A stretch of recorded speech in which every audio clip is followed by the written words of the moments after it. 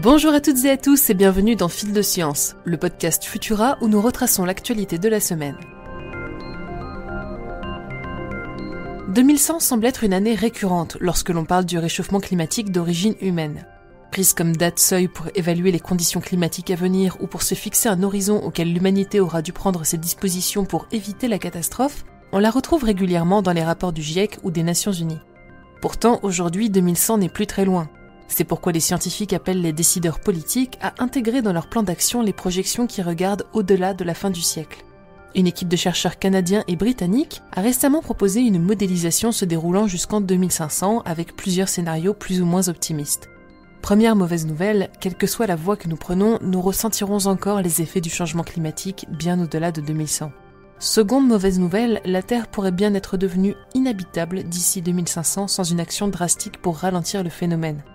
Afin de permettre au public de mieux prendre la mesure de ces projections, les chercheurs ont mis en image ce à quoi pourrait ressembler le monde de demain en fonction des différents scénarios. Celles-ci vont d'une Terre saine et équilibrée à un paysage dystopique dont le ciel est jauni par les particules fines et la fumée des incendies. Depuis longtemps, les humains ont pris conscience du choix évident à faire pour sauver la planète. Il est temps de franchir un nouveau cap en passant à l'action.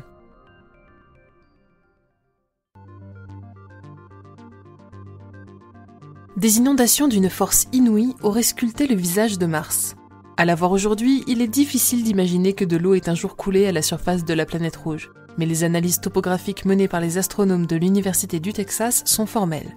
L'eau se serait accumulée en lacs de cratères dont le débordement aurait causé des inondations massives. Celles-ci auraient creusé en seulement quelques semaines des vallées fluviales dans leur sillage. Un rappel que les processus en jeu sur Terre ne se déroulent pas nécessairement de la même manière sur d'autres planètes. L'éruption du Cumbre Vieja se poursuit aux Canaries. Comme nous l'avions déjà précisé la semaine dernière dans Fil de Science, outre la dangerosité des coulées de lave et des éjectats en eux-mêmes, une autre menace résidait dans le fait que la roche en fusion atteigne l'océan en dégageant des gaz toxiques. Cette crainte s'est désormais réalisée alors que la lave pénètre dans l'Atlantique en libérant de l'acide chlorhydrique qui rejoint les 17 000 tonnes de dioxyde de soufre déjà relâchées par le volcan. Heureusement, pour le moment, les vents emportent au loin les gaz de cette immense langue brûlante et un espace d'exclusion de sécurité a été défini par les autorités.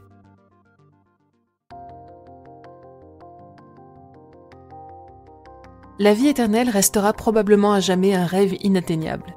Mais vivre jusqu'à 130 ans, c'est possible. C'est du moins ce qu'avance une étude menée par Anthony Davison, professeur de statistique. Si le risque de décéder croît normalement avec l'âge, l'analyse des chercheurs conclut qu'il atteint ensuite un plateau dans le très grand âge. Au-delà de 110 ans, la probabilité de vivre une année supplémentaire serait de 50%. L'humanité pourrait, d'autre part, voir le nombre de super-centenaires croître au cours de ce siècle, puisque selon les calculs de l'équipe, les chances pour un humain de 110 ans d'en atteindre 130 sont d'environ 1 sur 1 million.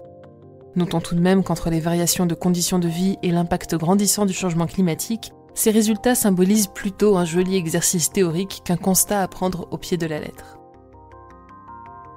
La tempête s'intensifie sur Jupiter. Des astronomes de l'Université de Californie à Berkeley rapportent que la vitesse moyenne des vents juste à l'intérieur des limites de la Grande Tache Rouge a augmenté de 8% entre 2009 et 2020, alors même que dans la région centrale de l'anticyclone, les vents continuent de souffler beaucoup plus tranquillement. Cette évolution, mesurée grâce aux outils performants du télescope Hubble, se traduit par une augmentation de 2,5 km/h chaque année. Une donnée peut-être peu impressionnante en apparence, mais qui en plus de souligner la précision des appareils de mesure que nous envoyons dans l'espace, pourrait offrir aux chercheurs une nouvelle clé de compréhension dans la dynamique de la célèbre tache rouge. Les images de cet étonnant phénomène et nos autres actualités sont à découvrir sur Futura, bien entendu. Pour ne rien manquer de l'actualité scientifique, rendez-vous sur les plateformes de diffusion pour vous abonner à Fil de Science et à nos autres podcasts. Si cet épisode vous a plu, pensez à nous laisser un like et un commentaire sur Tumult, ainsi qu'une note sur vos plateformes de diffusion préférées. On se retrouve vendredi prochain à 18h30 avec toujours plus de nouveautés scientifiques. Bon week-end à tous.